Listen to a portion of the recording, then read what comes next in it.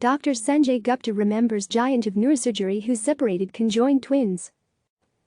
Most will remember Dr. James T. Goodrich as a recognized giant of neurosurgery, the most experienced neurosurgeon in the world when it came to the delicate and daunting separation of craniopagus twins, those conjoined at the head.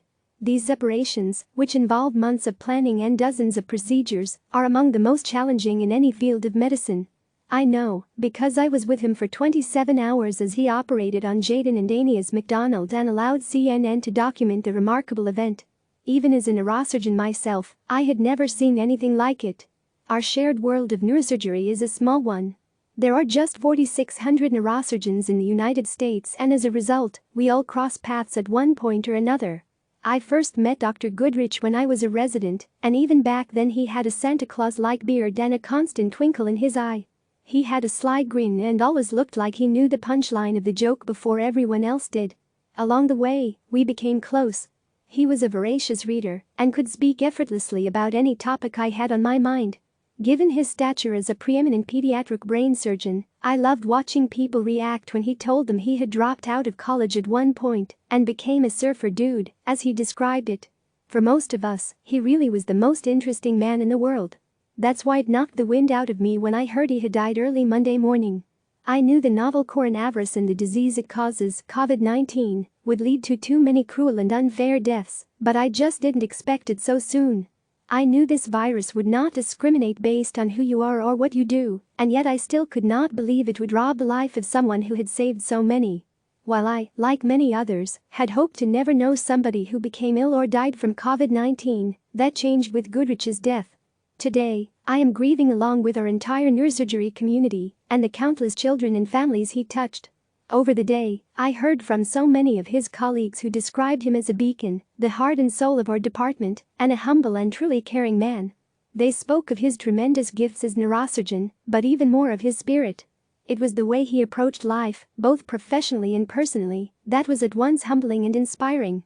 He was a man who performed remarkably complex operations on little babies' brains, but also took time to bake cookies during the holidays and hand-deliver them to nurses. I asked him once how he even ventured to begin performing craniopagus separations, and surprisingly, his answer wasn't one of pride or confidence. If I had really done my homework and looked at the literature on craniopagus twins done at the time, I would have never accepted them. Because the literature was devastating, he told me. Craniofacial surgeon Dr. Orrin Tepper met Goodrich about a decade ago. Tepper told me that Goodrich was the very reason he came to work at Montefiore Medical Center in New York. They became surgical partners and worked together on the 27-hour separation of the McDonald twins. And in operations like the McDonalds and countless others, Tepper said he knows Goodrich also never forgot the parents of the kids he was treating. He was the steady hand in the operating room and always the voice of stability, Tepper said. He is just somebody who didn't just dabble in anything, Tepper said. When he had hobbies, he was fully committed and he treated his work like that, he treated his hobbies like that. I know he treated his family and his wife like that. So he was just such a dedicated individual. The hospital released a statement on Monday in which they called Goodrich a pioneer in the field of helping children with complex neurological conditions, having developed a multi-stage approach for separating craniopagus twins, like Jadon and Anias McDonald, who were fused at the brain and skull.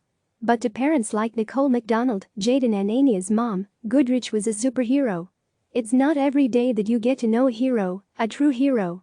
But I am so blessed to say that not only did I get to see Dr. Goodrich with his cape on doing the most brilliant complex surgeries that anybody could do, but I got to know him with his cape off, she said. I would go down to lunch in Montefiore's cafeteria, and the lunch ladies would say, "Oh, we love him. He knows all of our names." That man was basically royalty. And yet he walked in the room and you felt equal. He listened to every word I ever said. Goodrich once told me that he was too busy with his work to ever have kids of his own. He said he had committed himself to taking care of the world's kids instead, especially the ones who needed him most. He added that after a while, those special patients become kind of like your own kids. That's just how close he became with families, how intertwined their lives were. He would still get Christmas cards from families 30 years after they first met. He was not just their doctor, he was a part of their lives forever. When Goodrich operated on Jadon and Anias McDonald, he was pushing 70, but had an incredible energy that fueled him to operate non-stop through the day and night. He inspired everyone around him, and after spending time with him I resolved to never again complain of fatigue in my own life. This week, we lost the famed doctor, with his tufts of gray hair and beard, who was known for incredible skill with his hands, but also incredible empathy with his heart. We lost the doctor known for keeping in close touch with those patients he operated on, always remembering children's birthdays and special milestones, ones he helped make possible. We lost the wanderlust brain surgeon who traveled the world consulting and operating wherever and whenever he was called. We lost the fighter who tackled what most had thought impossible. He fought with the ferocity for my family in a way that I will never ever forget. That I will forever appreciate. There will never be another James Goodrich. Not even close. He will never be matched, let alone replaced in the world, McDonald remembers. Dr. Goodrich spent more than 30 years at Montefiore Einstein and was the director of the Division of Pediatric Neurosurgery at Montefiore and a professor of clinical neurological surgery, pediatrics, plastic and reconstructive surgery at Albert Einstein College of Medicine. He is survived by his wife, Judy, and 3 sisters. Dr. Goodrich was an incredible human being, and the world is a little less bright today without him. While we knew the losses would come, they are no less painful when they do. Click subscribe to receive the latest news.